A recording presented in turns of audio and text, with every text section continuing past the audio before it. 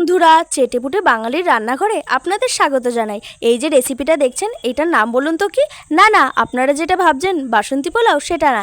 এটা হচ্ছে গিয়ে ঝরঝরে খিচুড়ি। তাহলে চলুন ঝটপট দেখে নিই এই রেসিপিটা করতে কি কি লাগছে। তবে হ্যাঁ, এই ঝরঝরে খিচুড়িটা একবার খেলে বারবার খেতে ইচ্ছা করবে। তাহলে চলুন বেশি কথা না বলে চটপট দেখে নিই।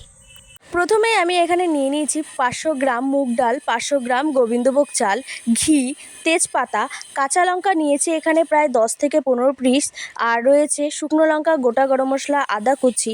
তাহলে চলুন ঝটপট করে দেখে নিই খিচুড়ির রেসিপিটা।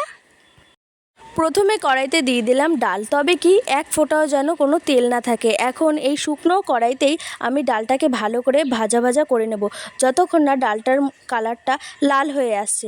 তো তার মধ্যে আমি এখানে একটা তেজপাতা দিয়ে দিলাম, তার কারণ তাহলে ডালটা থেকে বেশ ভালো একটা সেন্ট আসবে।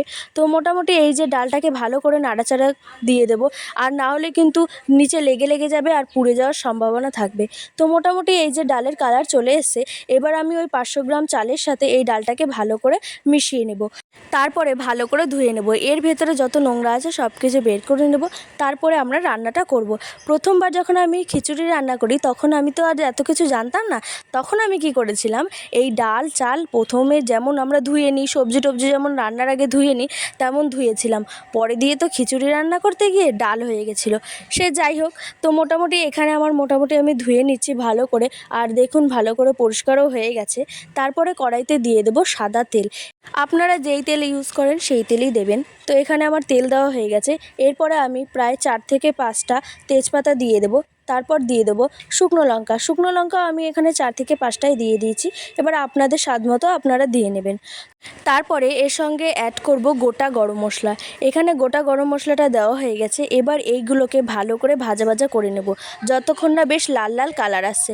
এই যে দেখুন, আমাদের এই ভাজাটা বেশ মোটামুটি হয়ে গেছে, লাল লাল কালারও চলে এসছে।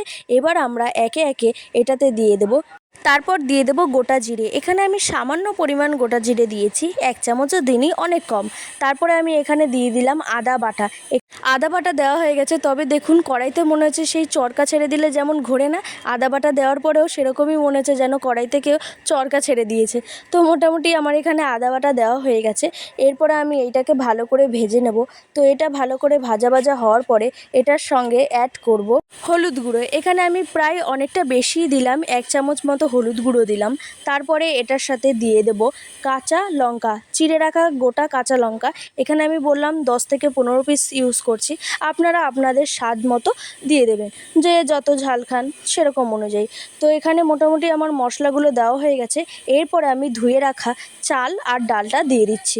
এখানে মোটামুটি পুরো 500 গ্রাম চাল আর 500 গ্রাম ডাল, টোটাল 1 কেজি চাল ডালের খিচুড়ি হচ্ছে আজকে।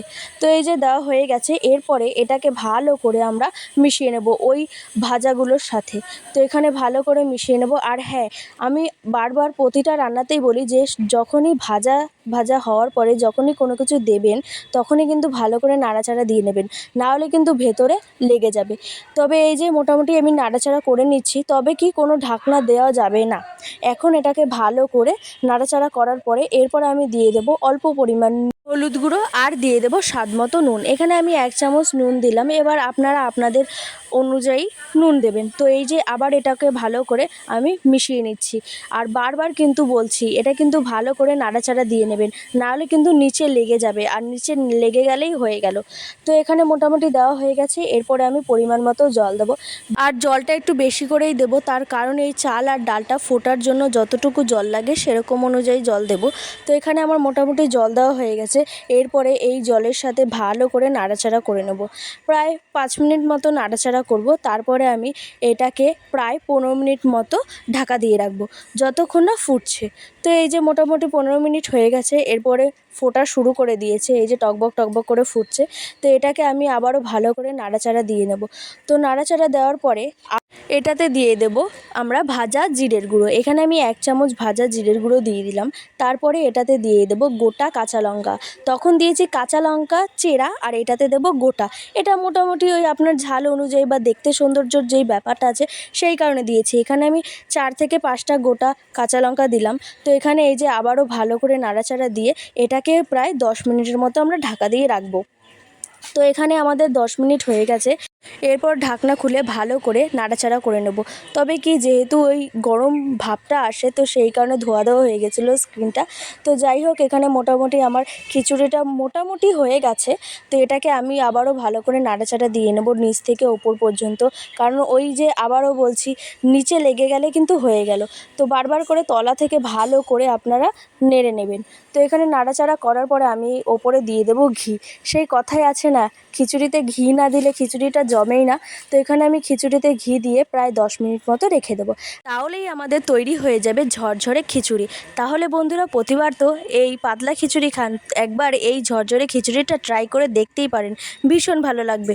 তাহলে বন্ধুরা, এই ভিডিওটা এখানেই শেষ করছি। রেসিপিটা কেমন লাগলো অবশ্যই কমেন্ট করে জানিও। ভালো লাগলে একটা লাইক করে দিও, আর চ্যানেলটিকে সাবস্ক্রাইব করে অবশ্যই আমাদের পাশে থেকো। তোমাদের সাথে দেখা হবে অন্য আরেকটা নতুন রেসিপি নিয়ে। টাটা।